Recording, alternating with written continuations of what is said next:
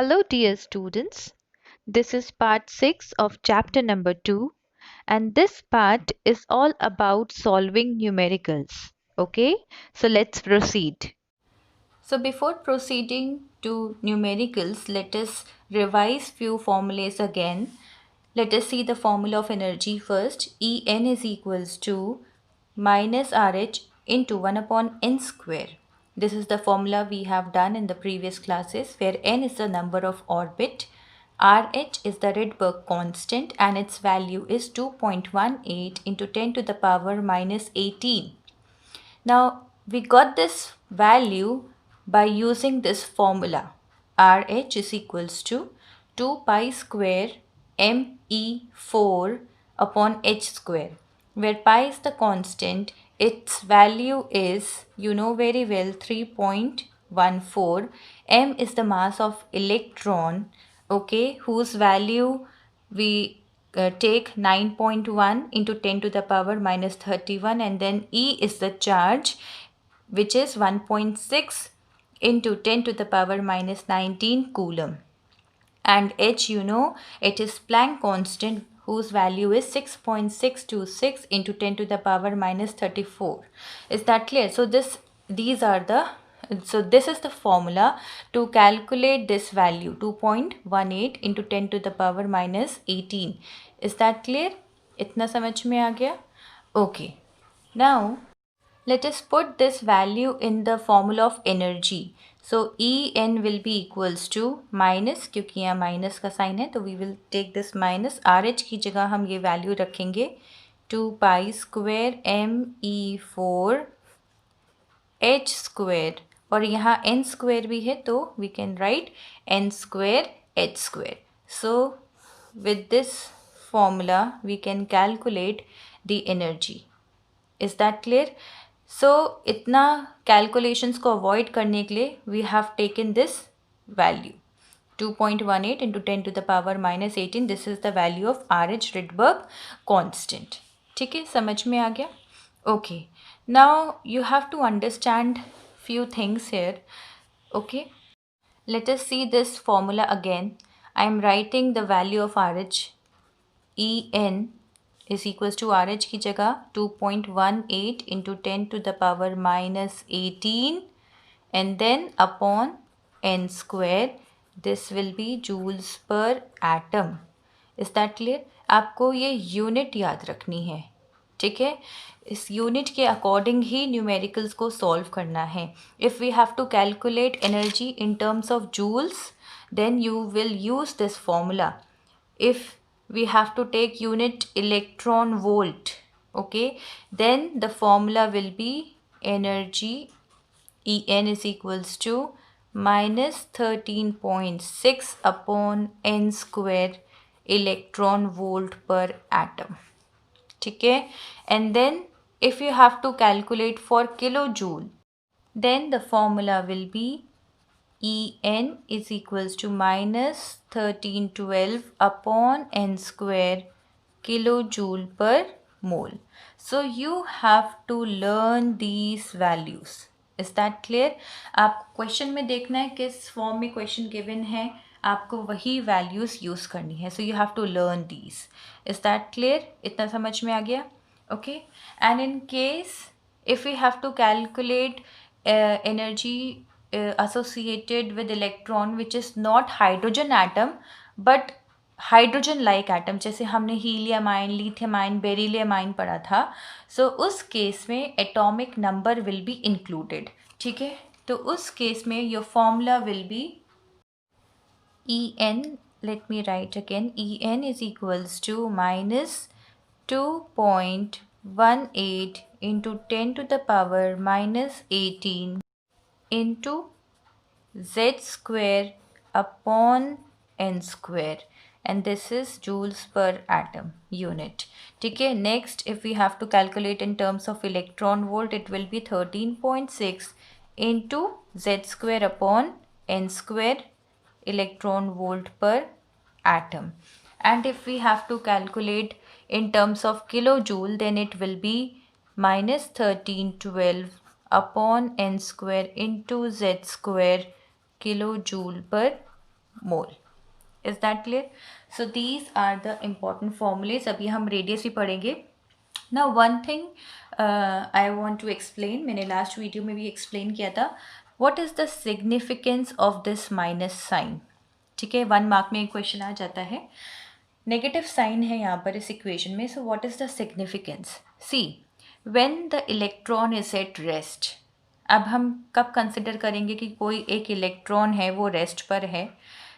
जब वो न्यूक्लियस से बहुत दूर है और न्यूक्लियस के इन्फ्लुएंस में नहीं है.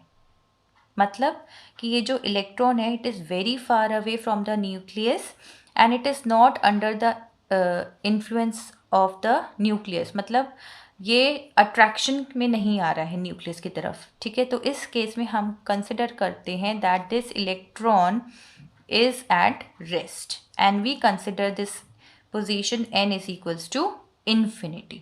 ठीक है, जब ये when attraction towards nucleus is minimum, यहाँ पर ये जो पोजीशन है, यहाँ पर जो अट्रैक्शन होता है टूवर्ड्स न्यूक्लियस इस इलेक्ट्रॉन का वो बिल्कुल मिनिमम होता है. Is that clear?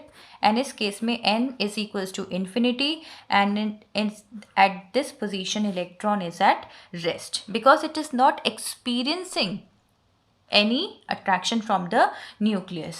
So at this case energy will be considered as zero. Energy is considered as zero. ये मैंने आपको लास्ट वीडियो में भी एक्सप्लेन किया था. Is that clear? So infinity से इलेक्ट्रॉन अगर न्यूक्लियस के पास आएगा तो एनर्जी लूज करेगा. ये इलेक्ट्रॉन अगर न्यूक्लियस के पास आएगा तो एनर्जी लूज करेगा, एनर्जी एमिट आउट करेगा. तो energy will be lesser than zero. अब लेसर देन ज़ीरो होगी तो इसीलिए वो नेगेटिव होती है, जैसे यहाँ पे नेगेटिव साइन है. समझ में आ गया? इलेक्ट्रॉन इज एट रेस्ट, इसका मतलब क्या है? It is far from the nucleus. ठीक है, and as it approaches the nucleus it will lose energy and hence it will acquire negative charge. I hope this is clear to you. Now let us see the Bohr's radius. Now we have studied this formula of Bohr's radius. Rn is equals to n, you know it is the number of orbit, n square a naught, where a naught is 52.9 picometer. Okay, so ये जो value है 52.9 picometer, it is calculated by using the formula a naught is equals to h square upon 4 pi square me square. Is that clear? And h, you know this is Planck constant, pi 3.14, m mass of electron, e is the charge, and then this value is calculated. We got 52.9 picometer. ठीक है, so radius की value जो formula है वो क्या हो गया? n square a naught. n is the number of orbit.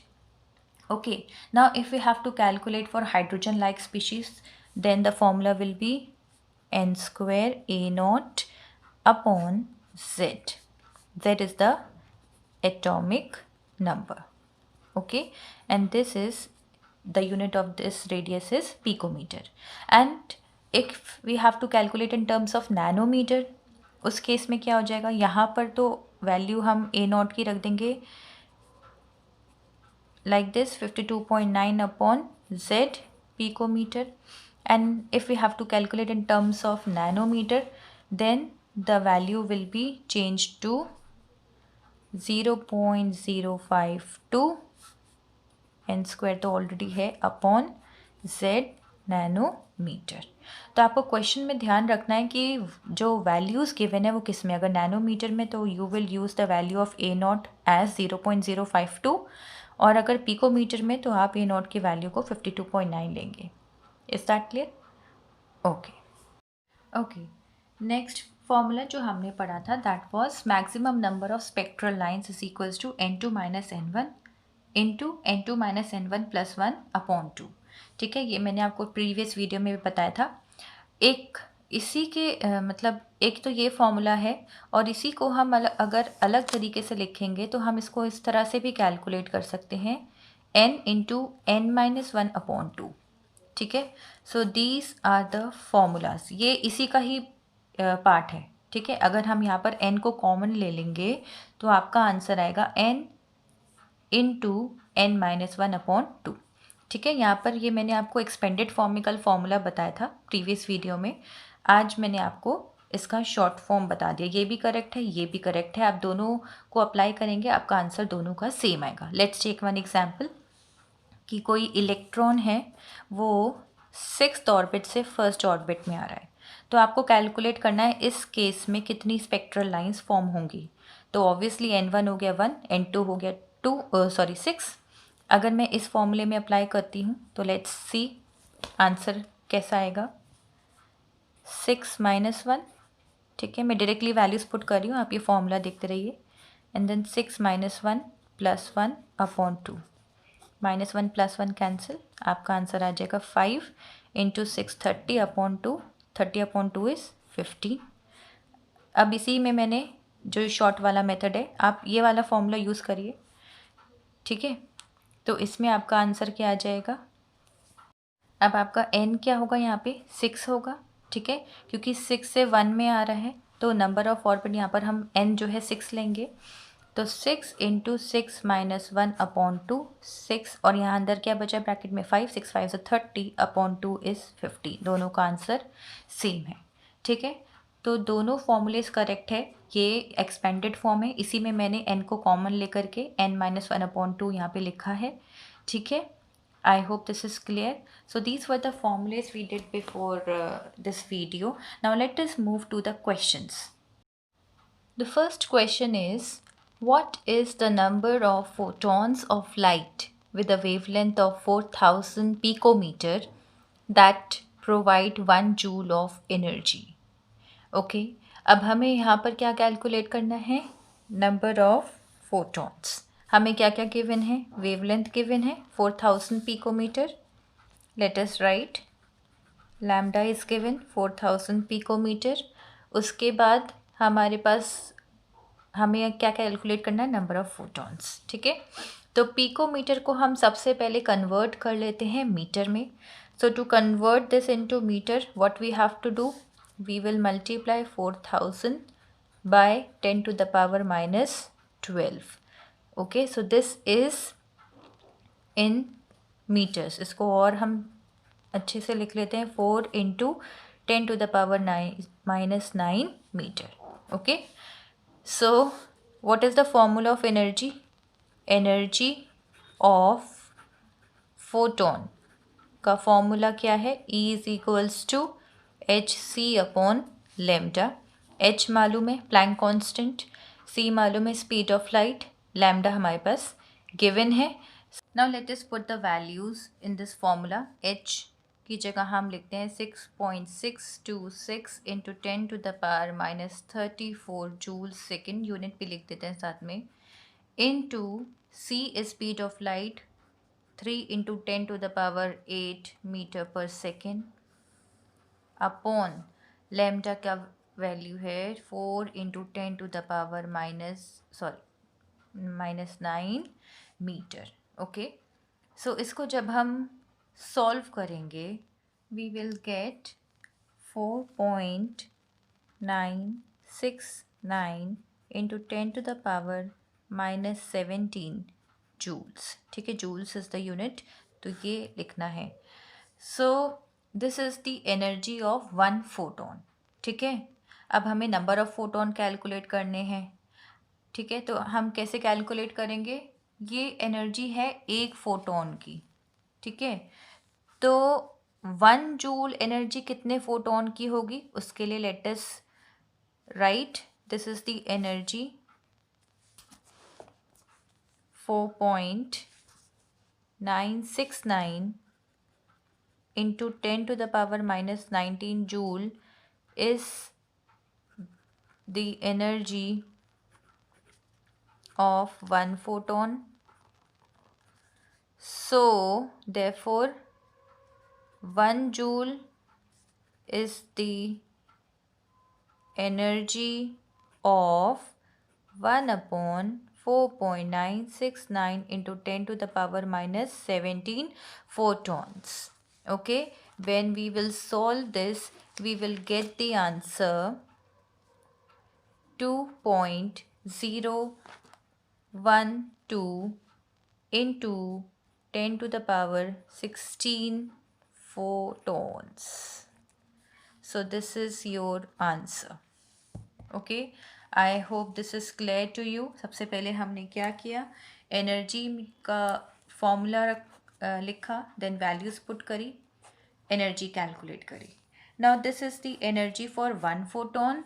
तो 1 जूल एनर्जी कितने फोटॉन्स के लिए होगा, सिंप्लीफाई किया, कैलकुलेट किया, आपका आंसर आ गया. Okay, I hope this is clear. Now let's move to the second question. Second question is, electrons are emitted with zero velocity from a metal surface when it is exposed to radiation of wavelength 6800 angstrom. Calculate the threshold frequency nu naught and work function W naught of the metal. ठीक है, this question belongs to your NCERT. अभी question number 1 भी आपकी NCERT का ही है, ये भी NCERT का है. सो लेट अस राइट कौन कौन सी क्वांटिटी, कौन कौन सी वैल्यूज़ गिवन है.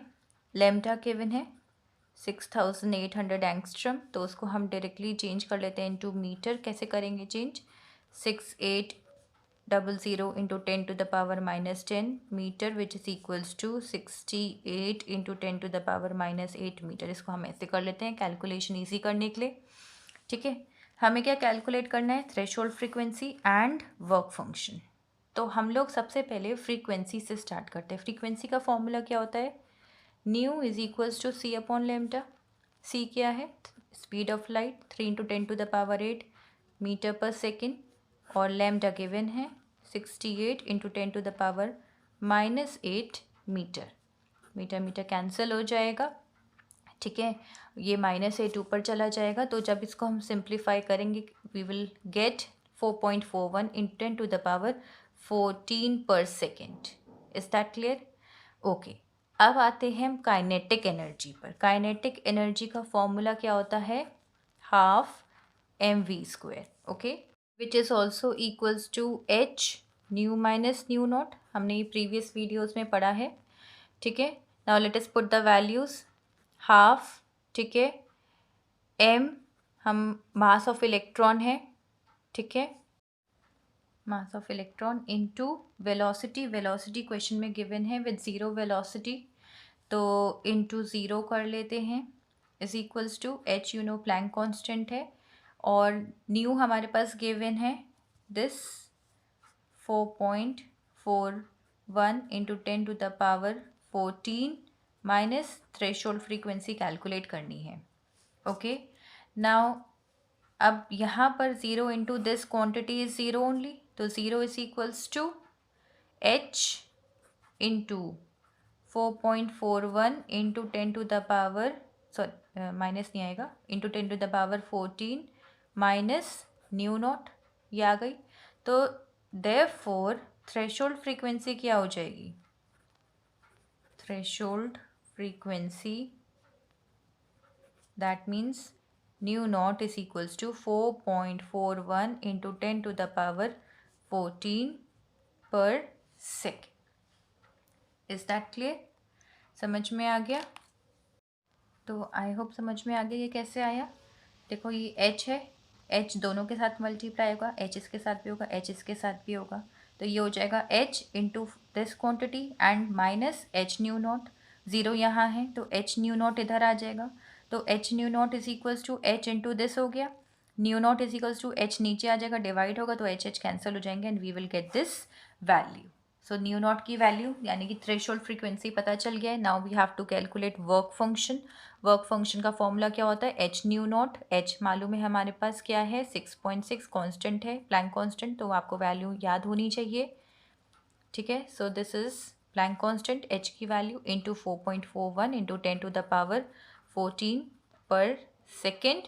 तो आपका ये जब कैलकुलेट करेंगे आपका आंसर आ जाएगा 2.92 into 10 to the power -19 joules. So this is your answer. ठीक है, I hope this is clear to you now. Please आपको ये कैलकुलेशंस करने में बहुत जल्दी दिखानी है. ठीक है, सो this is the second question. Now let's move to the next question. Question number 3 is, How much energy is required to ionize hydrogen atom if the electron occupies n is equals to 5 orbit? Compare your answer with the ionization enthalpy of H atom. Ionization enthalpy क्या होती है? It is the energy required to remove the electron from the outermost shell.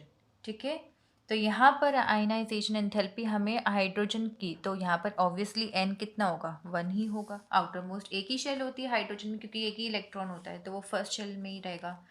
ठीक है, तो we have to calculate energy required to remove the electron from the n is equals to 1 orbit. ठीक है, ये भी आपका एनसीईआरटी का question है. Now let us proceed. ठीक है, तो energy of for a hydrogen electron present in a particular energy shell, ये अभी मैंने वीडियो की स्टार्टिंग में बताया था कि we can write the formula En is equals to minus 2.18 into 10 to the power minus 18 upon n square, और unit है joules per atom. Is that clear? Ionization energy for hydrogen electron present in fifth orbit, तो वहाँ n की value क्या होगी? 5. n is equals to 5. ठीक है, तो हम आयनाइजेशन एनर्जी IE लिख देती हूँ मैं शॉर्ट फॉर्म में, ऐसे कंसिडर कर रहे हैं that it is energy at the infinity minus energy at the fifth orbit. तो हमें मालूम है energy at the infinity is zero. ठीक है, वीडियो की स्टार्टिंग में मैंने आपको बताया था. और फिफ्थ ऑर्बिट पर एनर्जी क्या होगी? यही वैल्यू पुट कर देते हैं, फॉर्मूला पुट कर देते हैं. -2.18 into 10 to the power -18. n की जगह क्या लिखेंगे हम? 5. तो 5 का स्क्वायर कितना हो गया? 5 5 ज़ा 25. मैं डायरेक्टली 25 लिख देती हूँ. तो ये आ गया आपका जूल्स पर एटम. ठीक है, इसको हम फर्दर जब सॉल्व करेंगे, so we will get the value 8.72 into 10 to the power -20 joules per atom. ठीक है, तो ये आयना क्या आया है? ये आया है आपका ionization energy for hydrogen electron present in the fifth orbit. ठीक है, n इज इक्वल्स टू 5. अब आपका second part of the question था कि आपको कंपेयर करना है, compare your answer with the ionization enthalpy of hydrogen atom. तो यहाँ पे n की वैल्यू 1 होगी, क्योंकि इलेक्ट्रॉन फर्स्ट शेल में ही होता है. So let us proceed. अब इसका सेकेंड पार्ट हम कैसे सॉल्व करेंगे? Same as it is. ठीक है, तो आयनाइजेशन एनर्जी ऑफ, अच्छा यहाँ पे मैं फिफ्थ ऑर्बिट की हमने कैलकुलेट कर रही है, तो यहाँ पे मैं 5 लिख देती हूँ. यहाँ पर हम फर्स्ट ऑर्बिट करेंगे, तो यहाँ मैं IE1 लिख देती हूँ ताकि कन्फ्यूजन ना हो. Energy at the infinity minus energy of the first orbit, तो यहाँ पर 0 आ जाएगा. माइनस वैल्यूज़ पुट करते हैं, -2.18 इंटू 10 टू द पावर -18, और n की जगह क्या आ जाएगा? अपॉन 1. ठीक है, ब्रैकेट क्लोज. सो बहुत ईजी है, वैल्यू आपकी माइनस माइनस प्लस हो जाएगा, तो 2.18 into 10 to the power -18 joules per atom. तो ये आ गई आपकी ionization energy at the first orbit, यानी कि n is equals to 1 orbit की. Is that clear? अब आपको कंपेयर कैसे करेंगे? आप दोनों को डिवाइड करके IE5 upon IE1, if we divide these two ionization energy, let us put the values. 8.72 into 10 to the power -20 joules per atom upon 2.18 into 10 to the power -18 joules per atom. ये सब cancel हो जाएगा and you will get the answer as 0.04. अब इसका क्या मतलब है?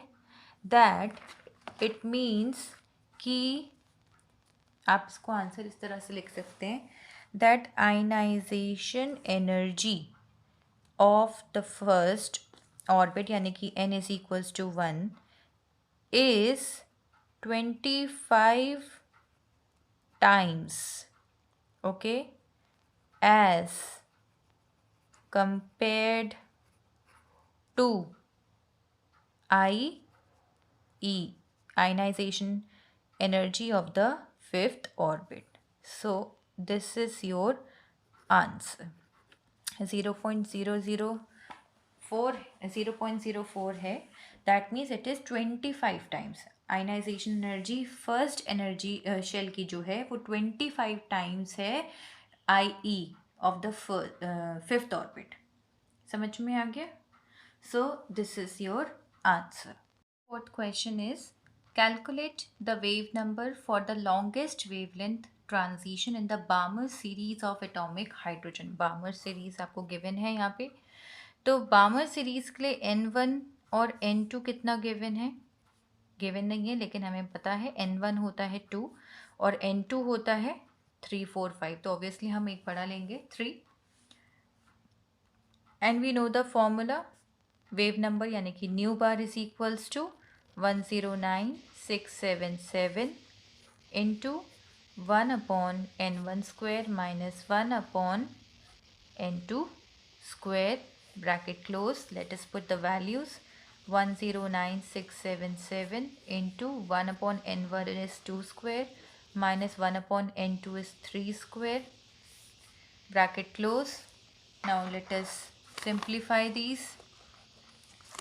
109,677, sorry 6 नहीं लिखा, 1/4 माइनस 1/9. ठीक है, इसको जब हम आगे सॉल्व करेंगे LCM लेकर के 109,677 4 9 सा 36, तो आपका यहाँ आ जाएगा 4 9 सा 9 4 सा 109,677 इंटू 5/36 आ जाएगा. So after solving this you will get 15232 per centimeter. Okay, इसको हम अगर और सिंपल में तरीके से लिखें तो 1.5232 इंटू 10 to the power 4 per centimeter. Okay, so this is your answer. Okay, I hope I am clear to you. बहुत ईजी है, सिंपल. हमने फॉर्मूला पुट किया, बामर सीरीज था तो हमने N1 2 लिया और N2 से बड़ा ही होता तो 3 लिया. ठीक है, कुछ नहीं किया, बस डायरेक्टली फॉर्मूले में वैल्यूज पुट करके आंसर आ गया. So you need to learn all the formulas. Okay, question number 5 is, calculate the wavelength for the emission transition if it starts from the orbit having radius 1.3225 nanometer and ends at 211.6 picometer. ठीक है, एक nanometre में है, एक picometre में है. Name the series to which this transition belongs and the region of spectrum. Okay, हमें क्या करना है? सबसे पहले कैलकुलेट करनी है वेवलेंथ. ठीक है, क्या कैलकुलेट करनी है? वेवलेंथ. किसकी कैलकुलेट करनी है? For the emission transition if it starts from the orbit having radius, इतना गिवन है तो हम इसको R1 लिख लेते हैं. हमारे पास 2 रेडियस हैं तो let us write this as R1 1.3225 nanometer है. तो इसको भी हम पिकोमीटर में ही कर लेते हैं, दोनों पिकोमीटर में हो जाएगा तो कन्वीनियंट रहेगा. तो इसको अगर हम पिकोमीटर में करेंगे तो इट विल बी 1322.5 पिकोमीटर. और सेकेंड रेडियस हमें गिवन है R2, लिख लेते हैं 211.6 पिकोमीटर. ठीक है, रेडियस ऑफ द ऑर्बिट का फॉर्मूला क्या है? Rn is equals to 52.9 n square upon z picometer. ठीक है, सो अभी हम पहले R1 कैलकुलेट करते हैं. R1 is equals to 52.9 into, अब R1 है तो हम N1 ले लेते हैं, N1 स्क्वायर अपॉन Z. ठीक है, तो इसमें वैल्यूज़ पुट करते हैं. R1 कितना है? 1322.5 is equals to 52.9 N1 square upon Z.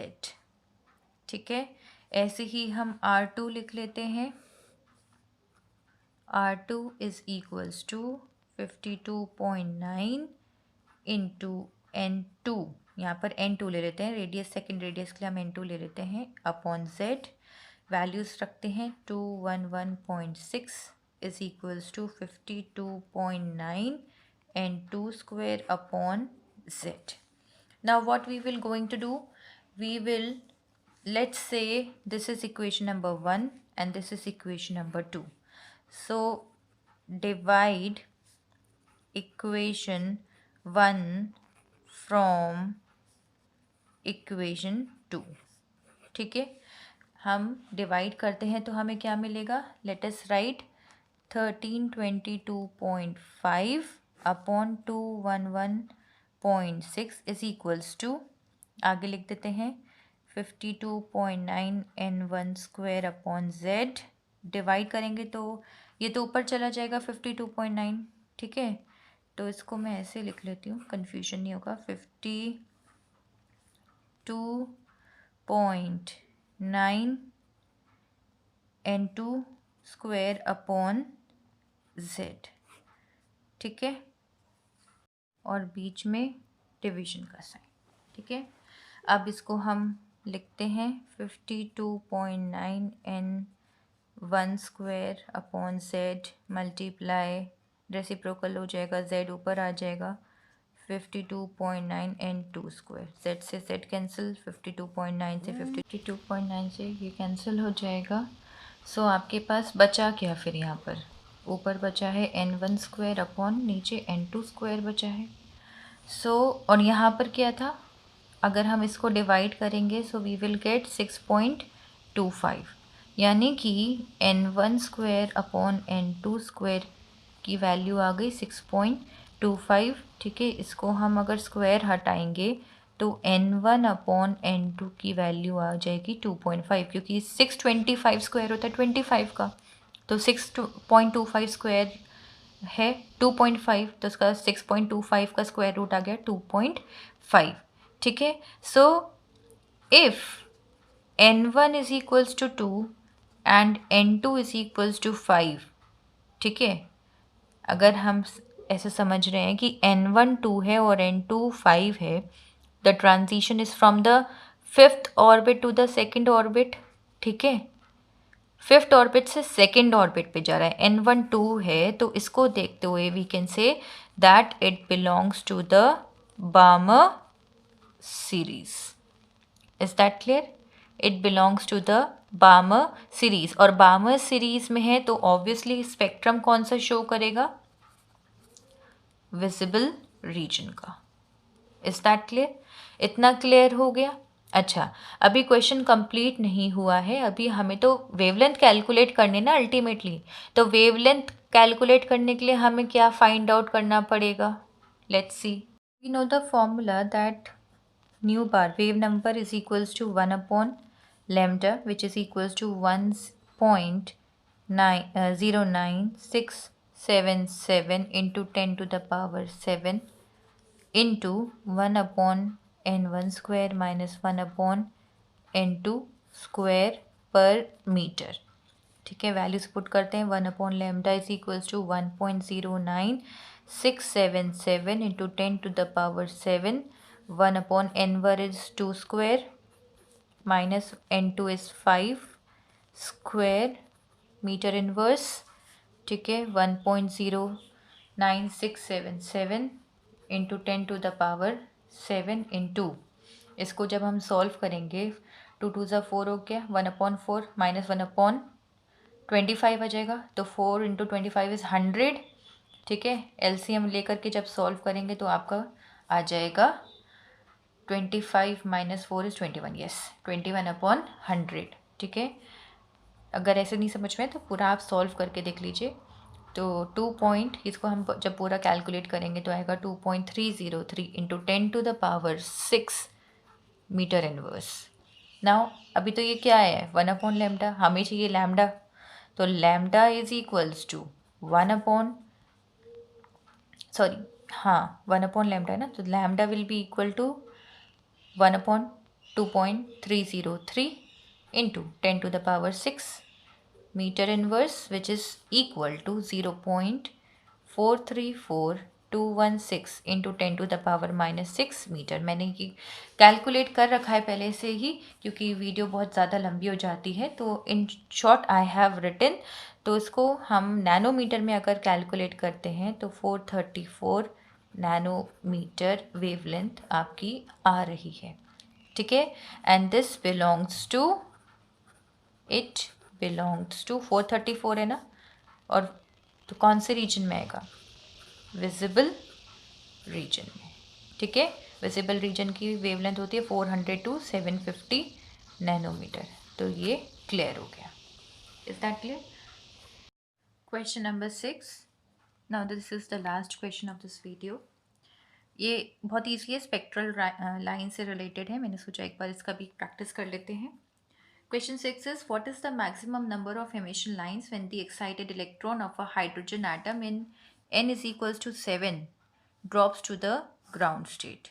ठीक है, तो यहाँ पर given है कि n is equals to 7 है, तो maximum number of emission lines is equals to, मैंने आपको फॉर्मूला बताया है, n इंटू n-1/2। n कितना गिवन है? 7, ठीक है। तो 7 इंटू 7-1/2, अंदर क्या बचा? 6, 7 - 1 is 6, 7 6 are 42/2 which is equals to 21, ठीक है। तो 21 maximum number of emission lines है। So this is your answer. Is that clear? Very easy, ठीक है। अगर क्वेश्चन में कुछ भी गिवन है, n की जगह n इज इक्वल्स टू 5 है, तो 5 वैल्यू पुट करके आप आंसर निकाल सकते हैं। 6 गिवन है तो 6 वैल्यू पुट करके आंसर निकाल सकते हैं। Is that clear? So I hope you have understood today's video. I hope all the questions are clear. ये जितने भी क्वेश्चन आज हमने डिस्कस करे हैं, they all belong to your NCERT book, okay. वहाँ पर और भी क्वेश्चंस हैं, so please go through all the questions yourself, okay. Study well, okay, and practice more questions. अपना कैलकुलेशन, मैंने तो अभी ऑलरेडी क्वेश्चन सॉल्व कर रखे थे, तो मैंने जल्दी से आपको आंसर्स लिख दिए हैं, but you need to solve and then you will get the answer, ठीक है। So practice more calculation part, all right? Okay, students, so this is all for today. Please go through these numericals again and solve more numericals yourself. Okay, thank you. All